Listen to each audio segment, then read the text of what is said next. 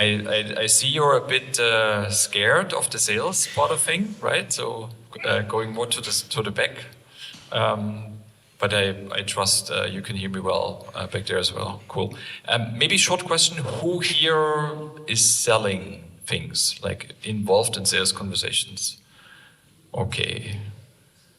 Who here is never involved in a sales conversation and just wants to hear about weird sales things? Okay, good. It's a good mix. Cool. We've put this up as a presentation where we wanted to share a bit like how we think about sales. And it was for me easy to put this on the agenda. To be honest, when I thought about the actual content, I got like a bit panic because I was like, what should I talk about? Because there's so many things to explain, and especially around like what's really relevant for you.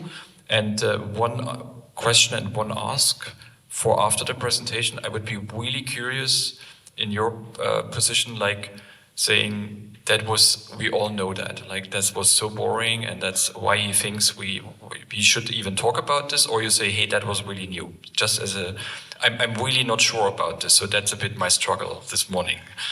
Let's see. I would like to do two things. One is give you a few snapshots and insights about the sales process at Staffbase, where I think that's interesting from a partner side of view, just to understand how we do it and what we do, like what's also a bit the team involved. And I want to then spend more time on the pitch. And not on the pitch, I don't want to run through 5 slides with you, but I want to tell you a bit about the wider thinking of how we do sales and how the pitch works.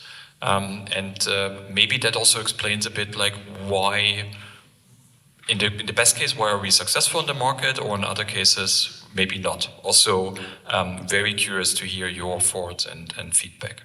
Okay, so starting with the process. The very basic process, just to understand where we are in the whole thing, is when we sell a Staffbase alone, something that we do also in quite a few cases, we have a sales process. When a partner is involved, typically in the sales side of things, the partner will start off a conversation. So you will typically have some sort of a meeting, a conversation with a customer or prospect that you know, and you will talk about Staffbase or employee communications or whatever. So there will be something like a show Staffbase to customer using PowerPoint and demo environment sort of thing, right? Let's not talk in more details. What I would like to do today in terms of the whole presentation and discussion here is like how to do this initial conversation. Of course, the sales process then is longer. There are more steps and other steps. We could go into that, but I think it's what I hear, the most questions are around how do we talk about this? How do we position it, right? So let's focus on that. Just in terms of the overall process, one thing that I wanted to show you, a typical Staffbase sales process runs like this, that we have a customer, a prospect coming in, typically comes on our website, does a demo request, or we have other inbound leads, or we have an outbound lead. So from our sales development team, somebody is calling somebody and they say, hey, that's interesting, let's have a call, right? We call this, the initial thing, more like a discovery call. It's very much about hearing, listening where they are, understanding. What we also want to do in a discovery call is start to position Staffbase, so they understand what we are and why they should do more. And do more in this thing means organize a demo, because the discovery call is typically with a small group, 1 person, 2 persons, and we say, hey, let's have a demo and bring some more people. Maybe bring IT, bring HR, bring some other people. We would love to show you a bit more, right? And it's also a big goal to prepare this demo, so understand expectations, understand pains, and so on. A lot of this process, and I don't want to go into details here, is very much question-based. So it's not like, here's the world, I tell you how things are, is a lot about discovery, understanding, right? If you dive into that, there's a lot of methodology here, and the best salespeople that I know, they are able in a discovery call already to position themselves as experts. So I think that's the high art of discovery. Can you do you have an example, or do you think you have an example how to do that, or how this is happening? Maybe it's a too abstract question. I give you a very easy example that I sometimes also tell to our salespeople. So you can ask a discovery question like, how do you reach your frontline workers? That's a basic discovery question, and then they can talk about this. A better discovery question, where you already position yourself, is something like to say, okay, well, we at Staffbase, we serve about 500 companies who reach their frontline workers, right? And we've learned over the years that mobile is a very important part of the channel mix because of how people use mobile and so on, right? Is this the same for you, right? With that, you ask exactly the same question, but you already positioned yourself and they already learned something. And the more in that case you can do, the better it's also an initial positioning that's happening. So, but that's just as a general idea where we are on the discovery call. The demo call is then actually a meeting where we show Staffbase. Something else is happening. I will talk a lot about that because that's very important. It says establish a point of view, establish a challenge. That's what we're trying to do there. What this is, we will talk about this. We show a demo there.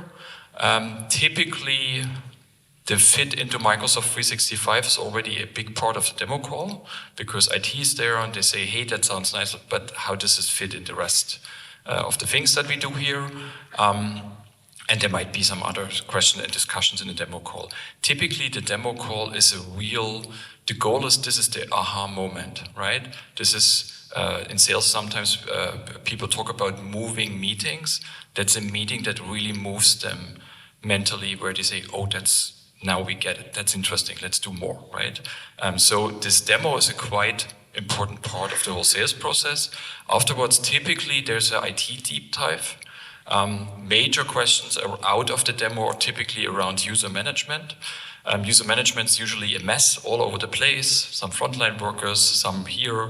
In the easiest things, they are all in Azure AD, but not in all cases. So they want to know how this is working, and they want to know more about Microsoft 365 integrations and like how does it fit, right? And Microsoft 365 usually also doesn't mean the same thing because sometimes they rolled up some tools, sometimes they have Yammer, sometimes not, and so on. So it's really to understand more in that call. And then depending on the sales process, there can be a ton of more meetings with more specific cases, and that's really specific to customers. That's really hard to predict in that case. As you can imagine, for large deals, there's a lot more, and you all will notice from your conversations with customers. Typically, we see more demos to a wider audience. We see data security as a major topic, workers' council if one is there. Meetings, of course, with purchasing. They want to understand how do we run the onboarding project, what people do I need to plan for that, and so on. So that's a typical process there. I stop here for a second. Any questions about that? Good. So maybe a bit about the Staffbase team. What are typical people you would meet in such a call? This is a slide that I took from the deck that we showed General Electric before the demo call. Kind of here's the Staffbase team that joins this call. That's the team, and that's a rather big team. Typically, there are a few roles that are in every call. So the one role that's in every call is the AE, account executive. That's the salesperson, that's the project leader on the Staffbase side. That's the person who brings everything together. He or she is ultimately responsible who's in there and who, whatever does something, right? Even if I join or the CEO joins, we are not the boss in the call. It's always the AE, because he decides what to do and what not to do, etc. Right? The second person you will pretty much always find in the call is a solutions engineer.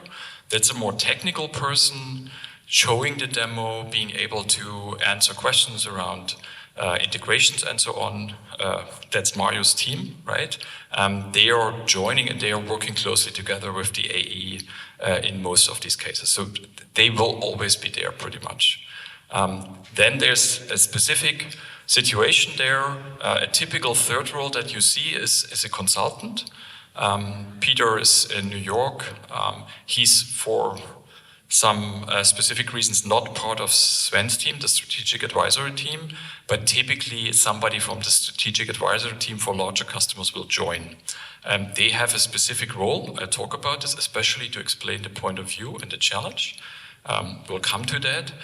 So the larger the customer get, the more there will be probably a consultant part of the team, right? That's, by the way, also a great role that a partner can play in these meetings, but we'll come to that. And then there's a very specific GE thing, because we had sold email first, so we have the account executive who actually sold email. And there's another very specific thing in this call for large customers, because they say we would love to understand the Staffbase roadmap. What's coming next? What's your strategy? So for important customers, so the VP of product, Martin, will join as well and just say, here's the roadmap and so on. So that's as a setup in this case. Who's there is always responsibility of the account executive to decide, right? And by the way, it's all men. Like I look at this slide and I say, oh my God, like 70% of our customers are women. Like it's not good. Like it's not. We are not proud of that. But these guys are good, so it's hard to tell them stay away. But it's a real issue. I have to say, right? Okay, personas. Just two basic things about personas, and we already have seen it yesterday and didn't talk about this too much. A understanding or a term that's heard quite often in Staffbase is ATL and BTL. Is somebody above the line or below the line? That's not good or bad. It's just to understand what are the people that we talk to. People below the line are typically the ones that will work with the product later on. So they care about things about how does it make my life easy?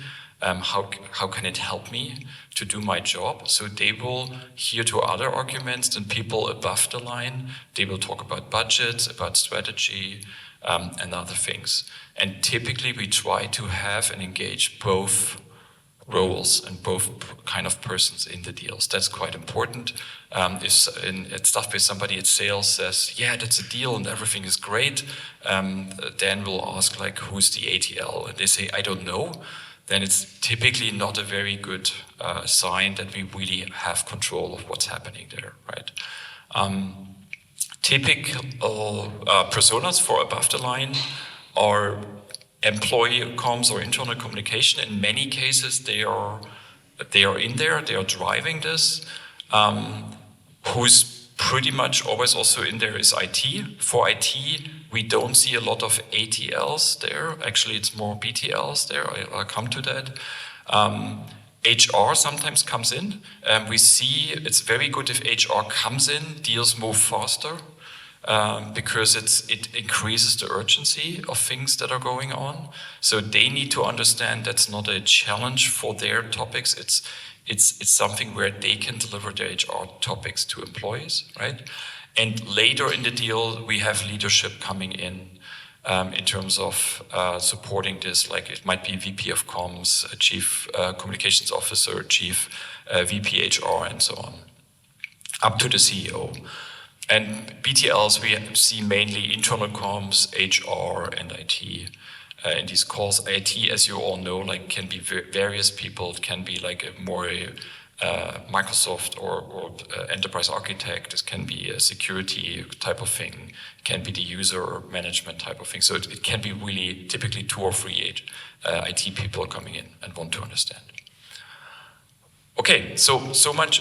These are some basics about the deals that I wanted to share, and Maybe short check, is there a big surprise that I just explained, or is pretty much you know this from your customers? I see a lot of yes, okay, good. Staff-based positioning. So positioning mainly happens in the demo call. And the question is like, what is positioning actually all about? I think the first and important question, and that's something we try to learn at discovery, is where is the customer mentally, right? And I think the two main stages where somebody is mentally they can be unaware of a problem, or they can be problem aware. I would say problem aware, solution aware, and product aware is all pretty much one bucket. It's unaware is the other bucket. Can you imagine why we have this difference between unaware and aware? Why are we even talking to unaware? Like it's a typical thing how we build pipeline. If we are in an outbound setup, we often meet people who are rather unaware about this. They just say, hey, sounds interesting, let's have a call, let's talk about this, right? So there we are in a position to actually move them to say, oh yes, that's a problem. For inbound, people come to our website and do a demo request and so on. They are usually aware of the problem, right? They are further down the line. And I think, as I will explain now, it's very important to understand the difference, because a problem, here's the problem pitch for somebody who's problem aware is just boring for them, right? They say, come on, like how are we gonna solve this? And the other way around, you can be far too much ahead if you have the other way around. So how to deal with that? There are two good pitches or like pitch receipts out there that I wanted to share. One is more for the not aware side of things. There's quite a famous article that was published in 2016 on LinkedIn by Andy Raskin. Today is kind of the basic receipt of pitching for most startups, software startups in the world, more or less. And the receipt is pretty much these 5 steps how you pitch your solution. And the major idea is to talk to somebody about an old world and a new world, right? And make that distinguishment and kind of say, we have a change going on, and this creates an old and a new world, and there will be winners and losers, and here's the promised land where you could go with it. So if that's interesting for you, I just can highly recommend read the article and so on. The very important thing to understand here, that's ideally for people who are not so problem aware. It's ideal to position a problem. And like one of the major things that also a lot of new salespeople need to learn, what's there with the setup. The setup means in this phase, we don't talk about Staffbase at all. It's not about Staffbase. It's just alignment on the problem, right? It could be any other product out there. It's just to say, do we agree that there's a change, right? Do we agree that there will be winners and losers, right? Do we agree what a solution should and could look like? And based on that agreement, we can start to talk about a solution in Staffbase and not before, right? So that's more the problem awareness pitch. I was in charge of product marketing for quite some time at Staffbase, and we, like for 4 years about, our pitch was based on that. And we did good slides and we rolled this out, and after about 2 or 3 weeks, we realized our sales team is not using the pitch. They did all things all over the place, they didn't care. And I didn't understand for many years what's the problem, right? The problem was that they said, we start the big thing, why is communication important? And all the people that come to our website and want a demo, they say, we get it, like, stop it. We want an employee app. We know that mobile is going to be important. Like, are you the best mobile solution? Are there others out there, right? So people are already in the new world, right? And the question is, how do you pitch to people which are mentally in the new world, right? So that's the second pitch. We found April Dunford last year. She's a former CMO for IBM, worked in many positions, and specialized exclusively into positioning for tech software. She's written the book, Obviously Awesome, another book I can highly recommend on that. And she's promoting a type of pitch that helps for people who are problem aware, right? So they already know we want to solve that. And this pitch is pretty, like, if you look at this, it's pretty close to what Andy Raskin is doing, but her setup is much more competition focused, right? So we agree on a problem, but then we discuss, like, what are the ways, what are alternative ways to solve the problem for you, right? And what's a perfect solution look like, right? So that's, it looks pretty close. It's very different because it's really coming much more from a competitive side of things. And here again, it's a setup. In the setup, we don't talk about Staffbase. It doesn't matter, right? Because if we cannot get the connect, if we cannot agree on what points 1, 2, 3, we cannot even talk further, right? It doesn't make any sense in that regard. Okay, so we have these pitches, and in these pitches, especially for the setup, we talk a lot about what's the change and what's going on. And what's behind that is another methodology, and I'm gonna throw another book now at you, which is also, like, I think very important from a sales side of things, and which fits ideally into that, right? And the methodology behind this is the challenger sale. Short question, who knows this book? Okay, good. So challenger sale, what are they doing? That's actually one of the few sales approaches ever who's data-driven, right? So it's a team of researchers. They looked at many salespeople, and they looked at what's a typical sales profile that's successful, and they defined 5 sales profiles.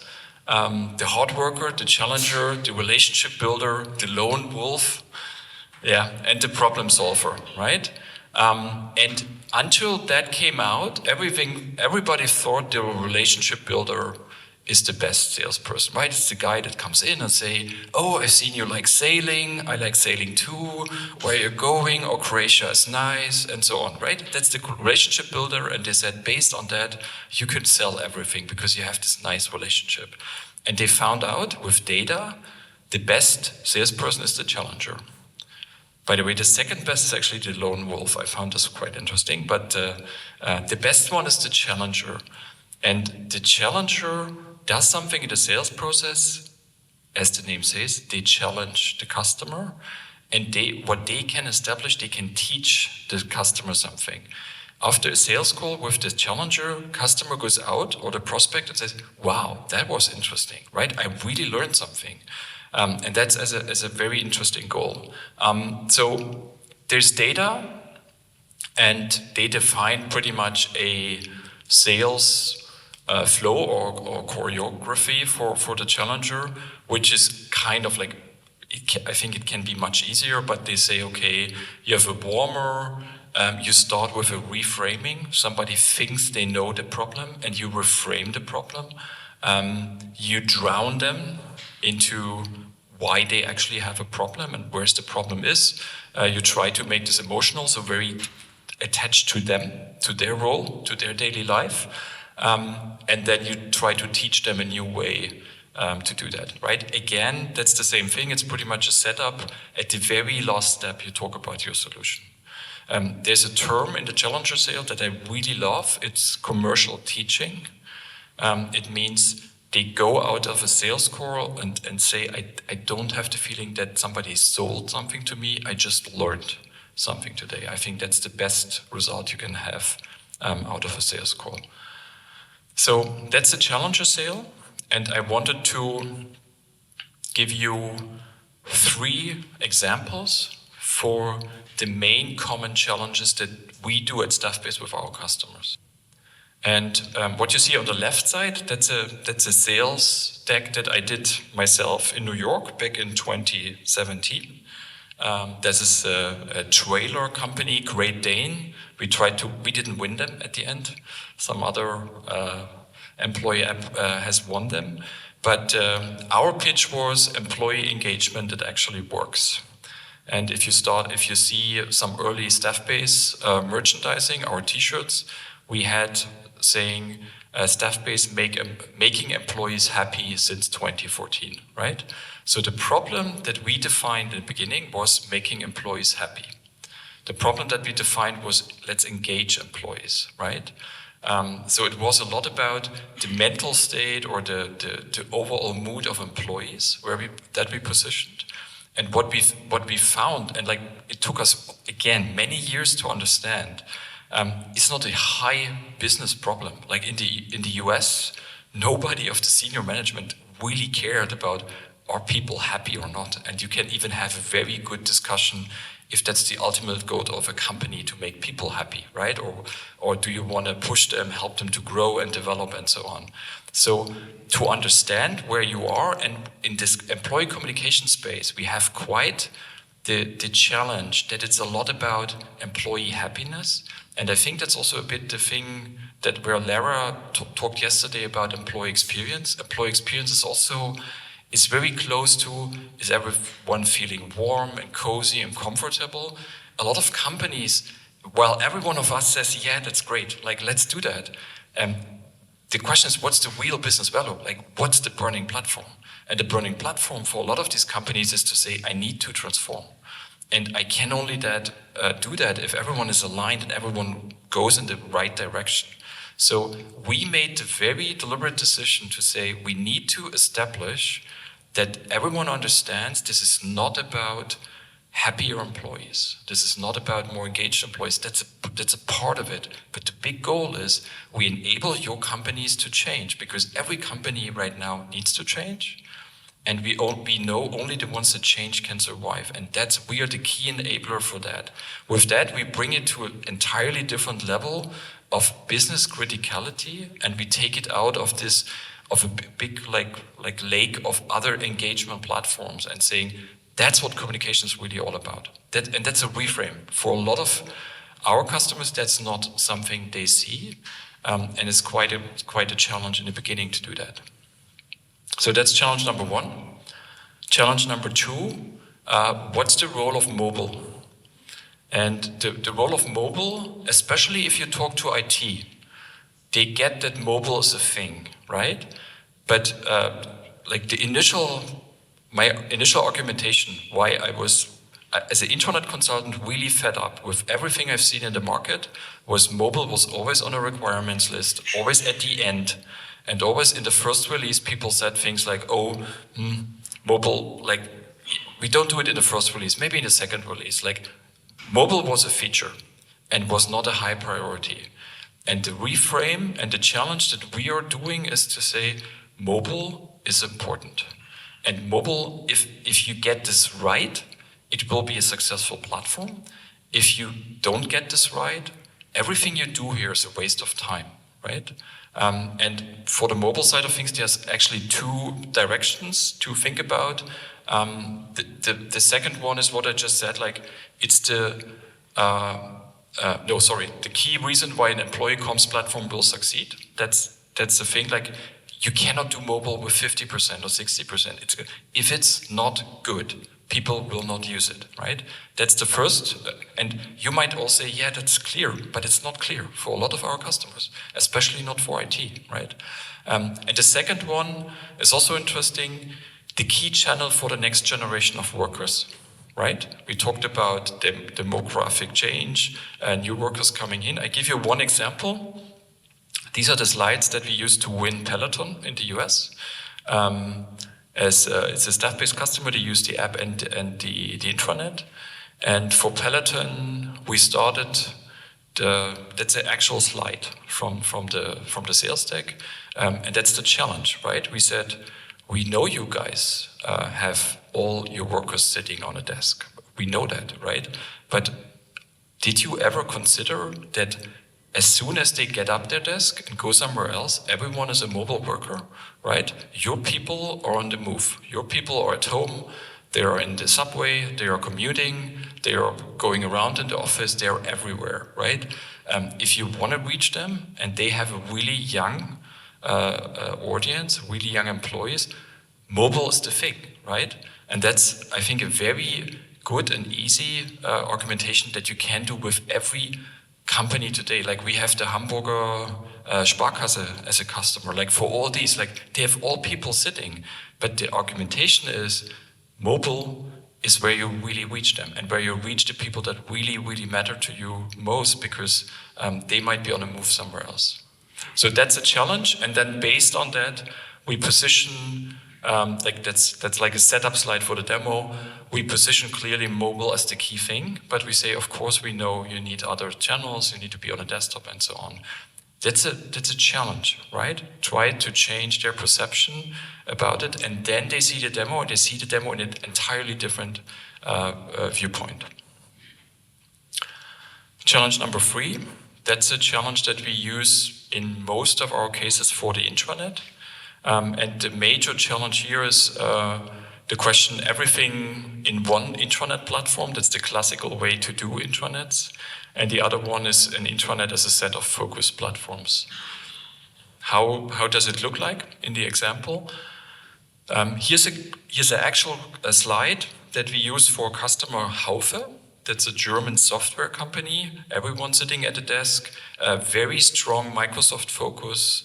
Also very strategic Microsoft company. In the call, pretty much everyone in the call was from IT, and everyone has in the role description Microsoft 365 IT architect, Microsoft 365 strategist, and so on. So we were a bit intimidated by the call, right? But they said, like, we look for a mobile solution, and we are also open to talk about the intranet. That was pretty much the setup for the call. You see in the call, it's pretty much the same setup. We have an account executive, we have a solution engineer, and they brought me in for the challenging side of things and for the consulting side of things. But like, I'm maybe in 5% of the calls. Like most of the things I never see, right? I just can talk about this because I was there. And by the way, Haufe, we won the customer later on. They now did a very nice presentation at the Praxis Store in Munich about how they rolled out their intranet. So the agenda for the non-German speakers, so it's high, that's number 1. Number 2 is staff-based company. Number 3 is our view on modern intranets. It's pretty much challenge part, right? Number 4, live demo. Haufe use cases. We knew they had a couple of use cases. And 5 is Q&A, right? Pretty easy. What we do, staff-based company, I think it's not even 10 minutes. We try to do it very, very quick because that's boring for them at this point. We just establish we are big, we are hosted in Germany, we are a real company you can trust, right? But the most important thing, and that's in these cases pretty much then for that was my part, so what's our view on modern intranets, right? So how do we do that? Here are some generic slides, so happy to talk about this deeper. We try to come out and say, here's what's happening in intranet space. What's happened? We did a study ourselves, an intranet study, and we asked, like, what do you like about intranets? What do you want to see? What's the things you do? We never hear, my intranet has not enough features. It's too complex. Is too old, is clunky, nobody wants to use this anymore, maybe it's the start page. Like it's, for many years we had a long internal discussion, should we even use the name intranet? Because everyone says, isn't this the uncool thing that's going on, right? So intranet is not cool, right? But we still believe a lot of organizations need it, right? And we play with that here and say, that's the state of intranets, like let's be honest about that. And there's a couple of discovery questions that we can do on that sense. Ideally, these questions are clear from the call before, right? So we already know them and we can define the pitch based on that. And then for many years, we tried to find a good pitch to talk about this. This one is now works pretty well. And especially normal people in sales can also understand it. That's also good. And it's, yeah. So we say an intranet does 3 things. It's a shop window. Shop window mainly is communication, it's community, and it's service information. It's a library. For all the stuff where nobody else in the company knows where it should go, then it usually goes to the intranet, right? It's stuff that you need once a year or once a quarter, but not every day, but you still need it somewhere, right? And you have the collaboration part. So since 2010, intranets have collaboration. It was a huge thing in the market. We all know the story of social intranets and so on. So that's where we are. And typically intranets try to do this, right? We try to have one big portal. If I'm in the call, I would usually say things like, by the way, I wrote the book about social intranet back in 2011, and I said, it will be all one platform, right? It helps us to increase credibility and say, we thought that as well. Like, it's not a bad concept. Back then, we thought that's the future of things that are happening. But what we've seen is a couple of things. Collaboration brings in all the mess that you have in this platform. So because people will use it every day, you have got all the content, all the craziness, like nobody finds anything because I have thousands of spaces in there. And it brings also in the confidential and highly confidential content into the platform, right? The library is pretty much the same thing. Library is too many things, too many old things, confidential things that are going on, right? And for the shop window, you actually need easiness, personalization, and reach. And it should be mobile, and it should be ideally also on a private personal device and so on. So bringing these things together into a platform makes the whole platform weaker than you actually want to. And that's the challenge. And the first nail in the coffin to that concept was put in by Microsoft themselves, because Microsoft introduced Teams. And with Teams, it's very clear collaboration is not part of an intranet anymore. So, like, we don't need to talk about that. It's out, right? I had one partner telling me a story about they would spend hundreds of thousands of euros before to build something in SharePoint that's now available out of the box in Teams, right? We all were there when we had these big projects coming up. Back then, today is Teams, and its collaboration is out. And now you have the shop window and the library. And what we've seen with the shop window is a clear requirement. I want it mobile. I want it easy. I don't want to do a training about this. And I want to have it on every device. This means also a personal device, a private device. And I want to have it there not with two-factor authentication and other things. It should just be there. And for many companies, that's not even possible if they have all the confidential and other stuff there. So it's a data security topic, and it's a complexity topic to separate things.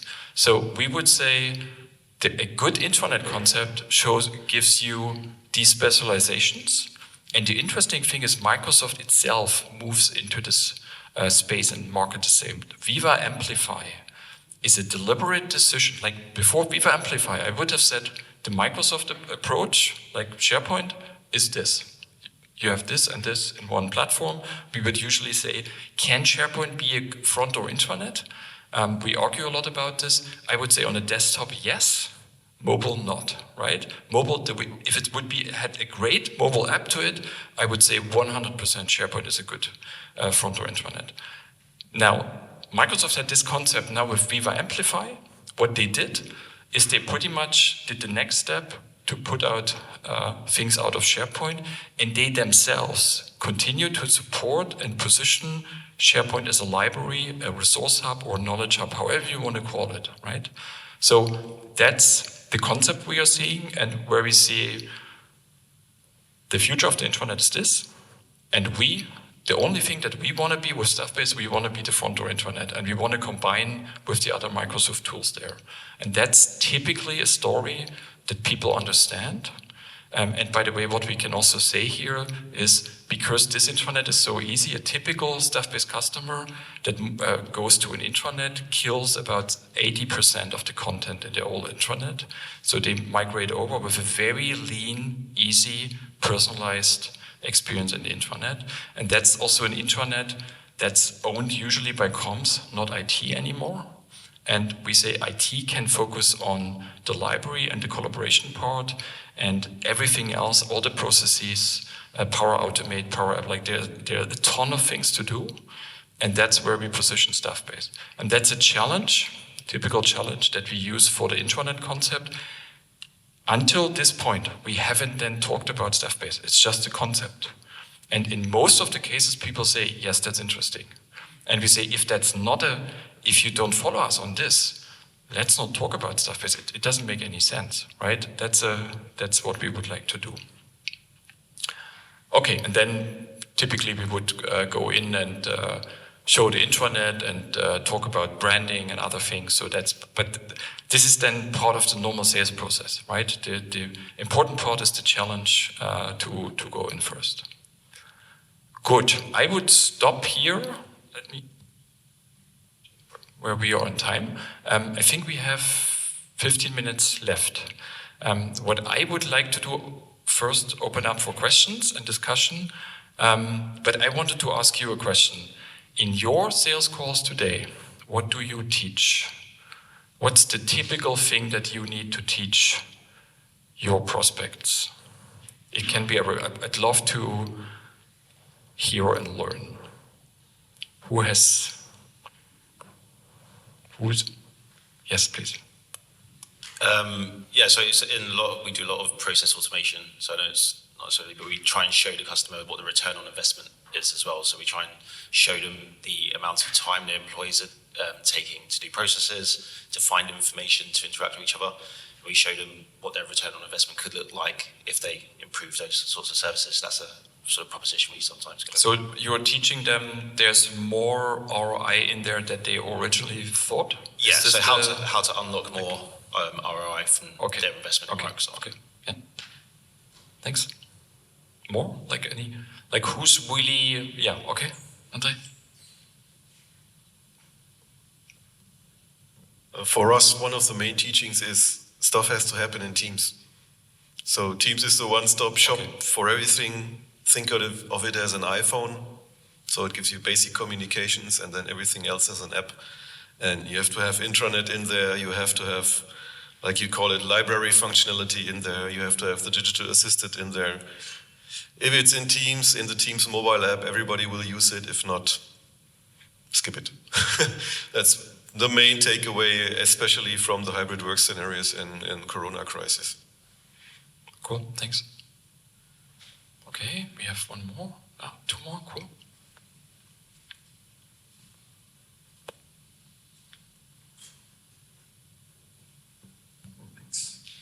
So we talk a lot about personalization. I think relevance, people will only visit the intranet when it's relevant to them. If there's lots of news that they don't feel comfortable with, or that doesn't touch them, or that's not relevant to them, that's definitely not something they want to go out and reach out to the intranet for. So you have to make it relevant for them. That's a conversation we're having. We're trying to teach our prospects. Oh, thanks. Yeah, absolutely. Big topic. I think, you were first, but you're the next. We try to teach them that they have to change the way they look at their employees, and also to try to look at the intranets as something that is not from the past. People are used to think that the intranets belong to banks or to incredibly complex organizations, and are something like dead or still, not moving, and that they have to do a change management in the way they think about their employees. Cool, thanks. I see you, Julia. Well, basically what I teach the customers is that the success of the internet doesn't depend on the technology, but it depends on how you introduce the app, what the content is all about, whether it's relevant or not, how you deliver content, and how you engage your employees. So this is the key success factor, and often they don't know that. Well, thank you. More teachings? Yeah. Okay. Something everybody forgets. Don't forget the production workers. Not from the mobile standpoint or where they can access content, but you have to have a different approach in communications. And a lot of the time, communications is desktop workers sitting in the office every day in the same surrounding with a certain background. And that's not the situation for production workers. You need to have a completely different approach for them. For them, intranet and main offices and back office services is something that's very, very, very far away. They don't understand the typical language you speak there. And one thing that to keep away from product and technical service, think of them, that's a whole separate parallel communication project on to rethink how you speak, which picture language do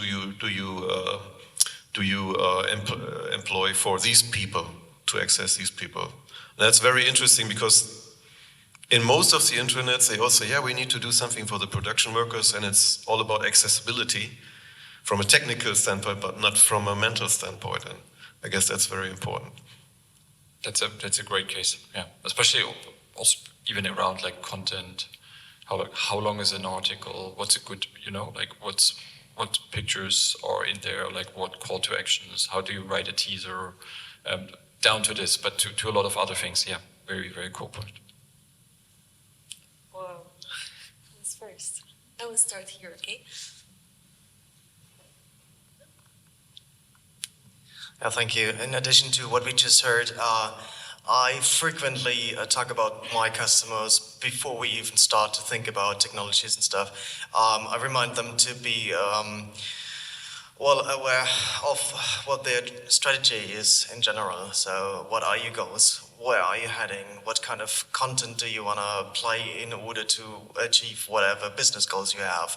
Because, you maybe remember there was a survey by the SCMs stating just that most, or at least a big portion of the internal comms doesn't really have a connection to the business goals in relation to their own strategy. And so that's frequently really something that I have to talk about with my customers. Great point, and it's also a great operationalization. What I showed about like connected to the business goals, right? The more you do this, the better, right? I think a key element is just to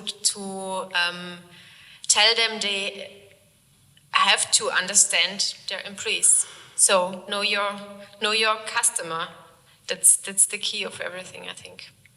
And it's interesting that companies often are aware of it when it's about their products, but they are not aware of it when it's about their employees.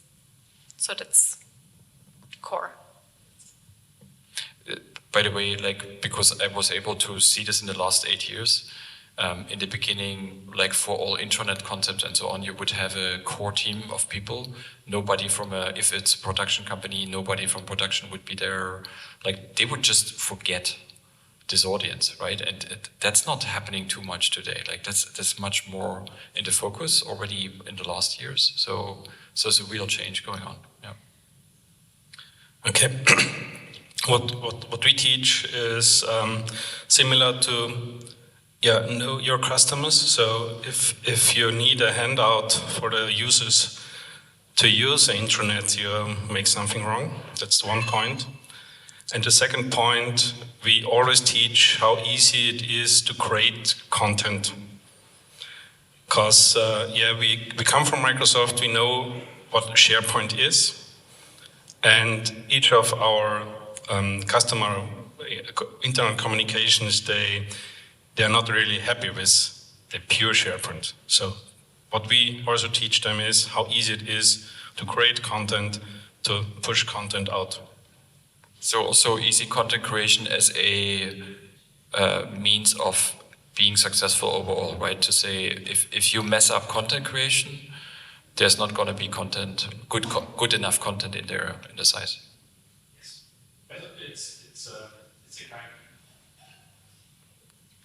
It is 2 points. It's not good enough content, and how many people can create content. Especially local content and so on. Yeah, that's cool. Cool. More points. Yeah, I think then. Oh yeah, Andre. In general, switch to the question and your feedback, right? Like, one big question I would have is what I showed, is this all well known? Or you say, hey, that's quite, I've never seen this before. Would be great to hear. Coming back to the slide, or you said there's three aspects we have to consider, and you separated them from the original intranet idea, which I completely support, because this was a silly idea from every standpoint, and complicates things. How does Valo fit in there? So for us as a Valo partner, or maybe I'm also speaking for the other Valo partners, so we had same story, but differently shaped. So for us, front door intranet was mostly Valo with the Valo app, where we did this stuff. So yes, there's more SharePoint in the shop window, which is okay, and with Valo it's very good. So how does Valo fit in there? Is this, like you say, okay, it's same as Staffbase, it's just for the people in the M365 world, which might not be entering Staffbase, or do you say, no, there's a fourth category, or where does this fit in? Before I say anything, is an open process. What you hear is now my opinion on that, or like where we are in the thinking. First, is Claudia here, by the way? I have an ongoing discussion with Claudia about, is SharePoint a good front door intranet? And I would say, like, the major thing about a front door intranet is really it's mobile first. It's really mobile first. And we can say this to first develop something on desktop and then try to make it mobile. It will always feel like I tried to have something from desktop on mobile, right? In these customer conversations, what we tell customers, we had the mobile app first, right? And then out of this, we said, like, how can we transform the mobile app to an intranet? And you realize this really in the app, the way like personalization works, for instance, inside of Staffbase. It's really this, it gives you the opportunity for a frontline worker to put the company in a pocket. But this means it doesn't have 20, 30, or 50 navigation points. It just has the points that are relevant for me. And that's something is sometimes hard to describe in a sales conversation, but it really makes a big difference.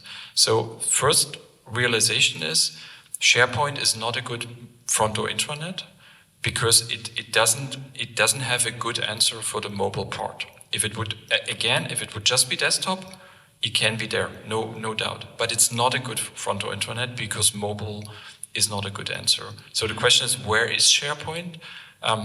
From our perspective, SharePoint is clearly the point where you have a lot of stuff, where you have your company documentation, the handbook, where you have hundreds, thousands of pages from different departments still coming. Maybe also it's the back end of Teams as well. So it's the library, and the obvious positioning of Valo is to say, we have something to help you make the library even better, make it more discoverable, help you have a takeoff point for search, have you help to integrate things there with the Universal Web part, help you brand it in a way you want to, and just get it going faster, right? So whenever we talk about repositioning Valo right now, we think in this direction. It's not a fourth point, it's a point to say, it's better for the library. That's the current thinking. And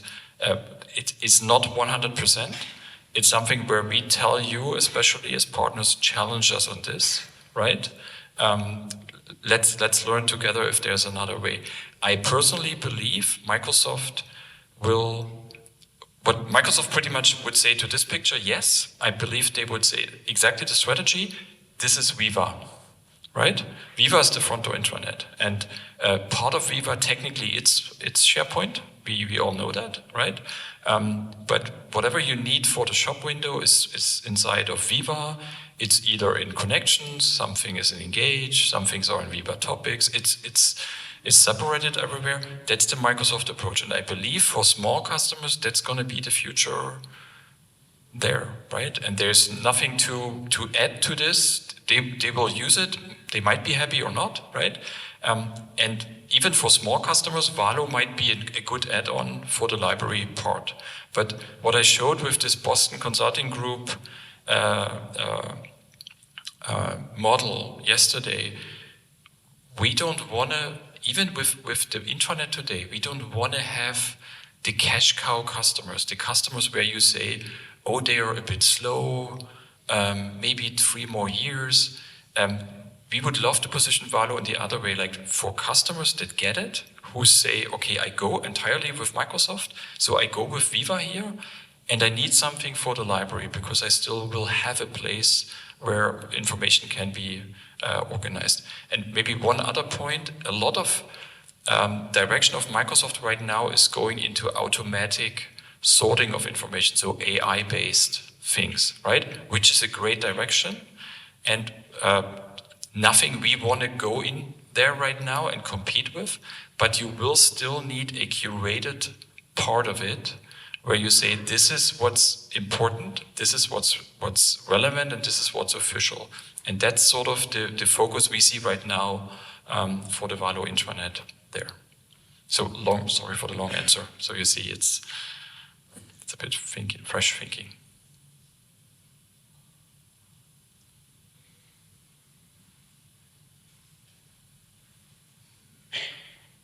So another question.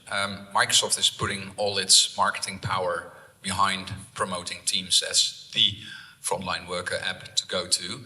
I think I like this story. I think you're in a good position as well, that you're actually talking to HR people, communication people, not necessarily the target audience of Microsoft, although they would love to. But they are moving into that space more and more. And they do have all the IT managers like in their pocket. And so how do you overcome this? How do you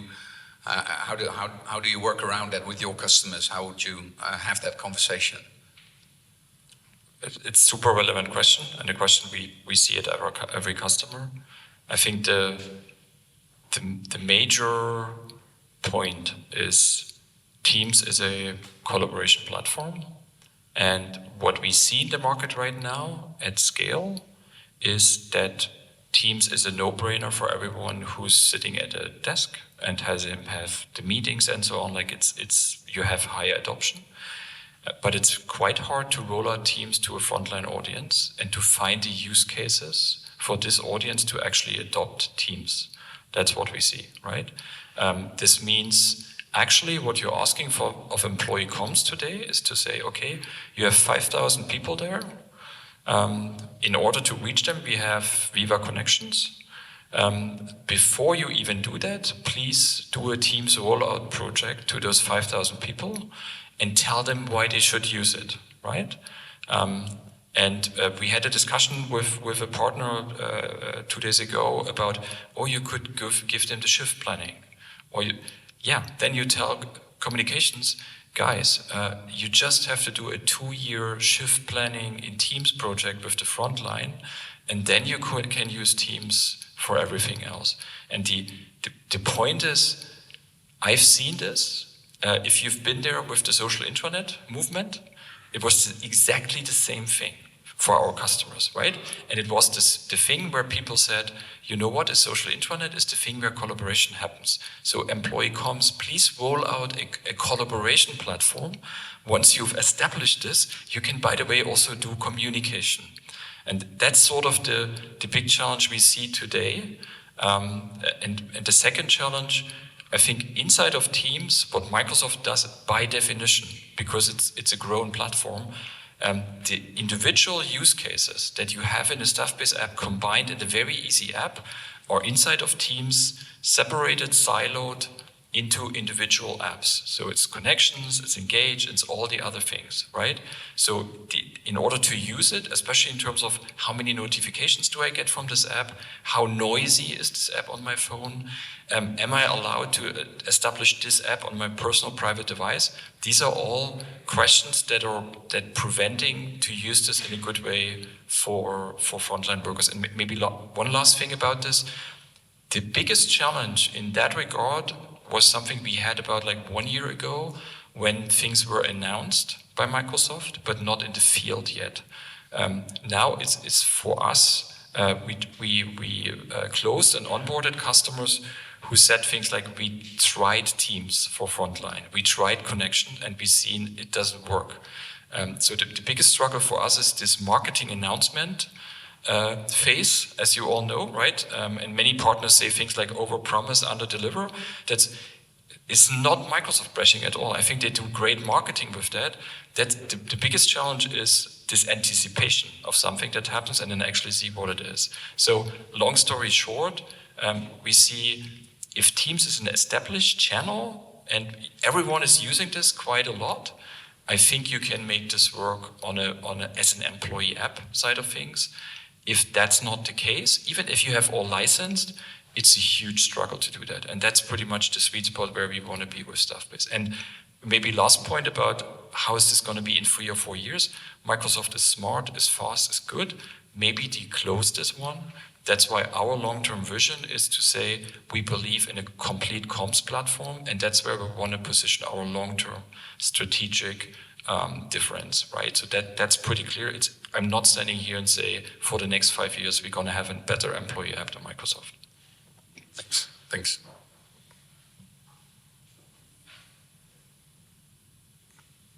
Thanks. I just wanted to add to that. We do a lot of internal communication audits with frontline workers, and most of what they want to know, usually the top thing they want to know, is not like they don't want to connect with other team members. They want to know the company business strategy, the plans for the future, and that's not a place for, and Teams is not a place for sharing that information. It's a mobile front door intranet or app. Cool. How are we time-wise, by the way? Lunch is at 2. Yeah, lunch is at 12. Yep. We have 8 minutes left. Okay. Other question? Challenges. Like is somebody here who says like we have an entirely different sales approach. I'd love to hear some. Let's challenge your sale. Challenge. Oh, Andre, let's go. Maybe we too should do a voices presentation where we try to find common ground on different approaches to trending towards specialization and how to implement stuff. I think this would be very interesting, and also comparing the Microsoft approach with the Staffbase approach, because everything has its place. I also believe it's completely impossible to make a Teams rollout, to make an intranet rollout. That's complete nonsense. Good thing is most people have Teams right now in a messy situation, but that's how it is. So maybe this would be a nice thing to do, because from last voices I know that was the #1 discussion. Where does Teams, M365, Staffbase, Valo, SharePoint Intranet fit in, and how can we get all this together? And I think there's different answers for different kinds of customers. Like you said, there's scenarios for small customers, scenarios for customers under certain restraints, and so on. I guess that would be a real benefit for the audience. Super, absolutely. By the way, we have the Day of the Intranet in Germany. Like that's one of our big events. It's going to be in 2 weeks. I have to do the keynote, and I didn't decide yet what I want to talk about. My current favorite is to start off and say, here are 3 things where people think it's the intranet and it's not. One is LinkedIn, because that's a discussion. The other one is Teams. That's an interesting, and I'm not saying Teams is not the intranet, but it's not the whole intranet, because that's the thing, right? And the third one would be an old one, probably because there was a time, not sure if you remember, when Google was big. Everyone said, why can't our internet just be a Google start page, just a search and nothing else? I thought also that was the stupidest idea ever, but also to be discussed. So that's my. If you have another idea, what is not the internet, tell me. I'm still looking for ideas. Yeah.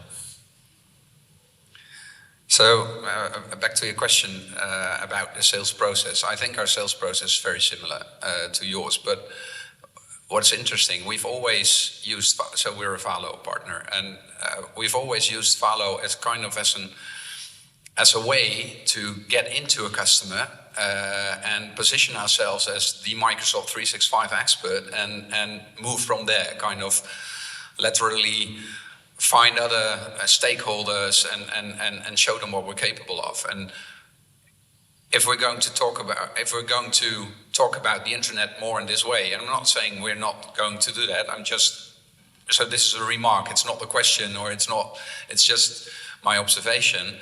It's going to be a different conversation that we are going to have with the customer. In fact, this it could mean that we no longer have this intranet proposal based on or proposition based on Valo to get into a customer, to find new customers and strategically position ourselves as a Microsoft 365 partner.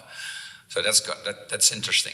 Just as an observation. So that we have to kind of rethink our sales process, or at least the story that we have around it as well. The very, I love this remark, and maybe the very provocative answer to that would be, maybe the success of Valo was that you didn't have to do a challenger sale, right? You came in, you said we save 90% of the setup work. It pretty much costs nothing. Not sure how the guys at Valo do it, but let's do it. And they were just happy, right? That's why it was you didn't have to challenge it. And based on that, you had to say, okay, now we have a Trojan horse, we are in there, we can do other things. So that's I get this, right? That's the process. And it's also at the same point, let me, maybe another example. We know there's a lot of requirements, or partners would say, can't we use SharePoint at the central content hub? And we push the content from there into the Staffbase app, right?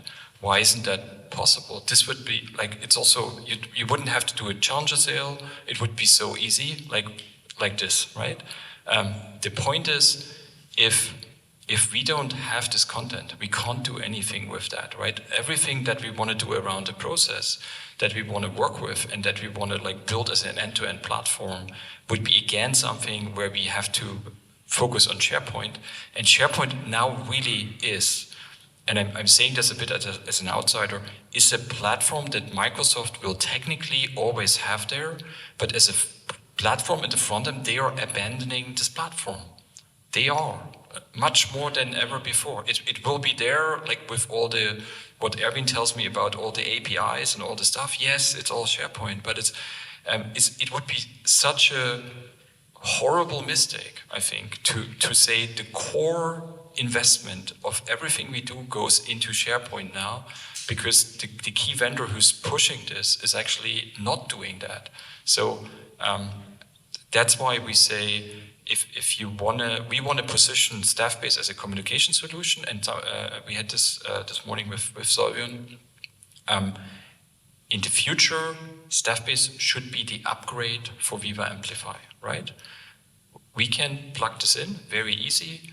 We connect with everything in this platform, and if Viva Amplify is not enough, which we don't believe for all the big companies and more complex companies, that's where Staffbase comes into play. Okay, we have, I think now one last 2 minutes. Okay. I also wanted to emphasize the human factor, that when we see these three, let's say, library and collaboration are more serious than shop window. So I see that the employees start getting fed up from teams. We're working now with a customer that has an award from Microsoft for the highest Teams adoption. All the employees work the whole day, but I think that for some news consumption or some social interaction with colleagues, they won't do after works again to open Teams. They would like to have an easy app and do something else than be in Teams the whole day, 24 hours. That's a good point, and maybe if this is to re-emphasize, part of our concept for this is to say, of course, Teams it is, right? And whatever we do with the Staffbase intranet needs to be in Teams, and it needs to be great, and we need to get better than we are today, right? That's a no-brainer, right? Teams it is, and Staffbase will be there as well. But for a lot of people, they don't want to consume it inside of Teams, right?